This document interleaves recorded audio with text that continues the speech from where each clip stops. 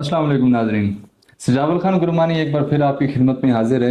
आज हम बात करते हैं, मैं कोई आपको एक छोटा सा वाक़या सुनाता हूँ जो पिछले दिनों मैं गाँव गया हुआ था, तो वहाँ पे मेरे सामने पेश आया।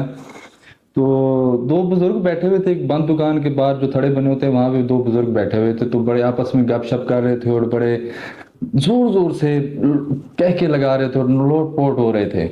तो वहां से एक आदमी गुजरा, उसने बोला कि बाबा जी खैर है, आज बड़े आप जोशो खरोश में इस महंगाई के हालात में आप बड़े जोशो खरोश से हंस रहे हैं और बड़े रिलैक्स हैं, खैर तो एक ऐसी ऐसी बात है कि मुझे भी बताएं।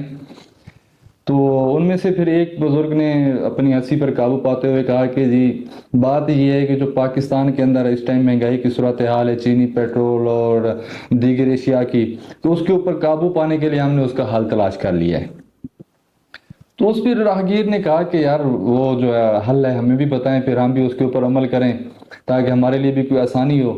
तो फिर दूसरे बुजुर्ग ने बताया कि हल ये है कि हमने ये प्लान बनाया कि पूरी कौम को जेल में बंद कर दिया जाए।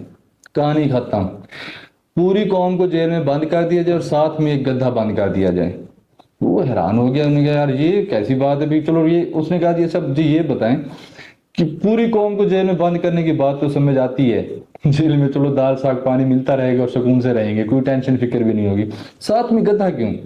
जैसे उसने ये सवाल पूछ कहा उन बुजुर्गों से कि साथ में गधा क्यों, तो फिर पहले वाले ने कहा कि देखा रही मैं, होगी ना मेरी गल सच, मैं तेन कहा सी कि इस आवाम ਨੂੰ अपनी कोई फिक्र नहीं है, फिक्र उस गधे दी है कि गधा क्यों जेल बंद होएगा। तो लिहाजा पैगाम ये है कि गद्धों की फिक्र छोड़े, अपनी फिक्र करना शुरू करें। इंसान को अपनी फिक्र भी कहीं करनी चाहिए। इस पैगाम के साथ अपने भाई सजावल खान को दीजिए इजाजत। अल्लाह ने के बाद।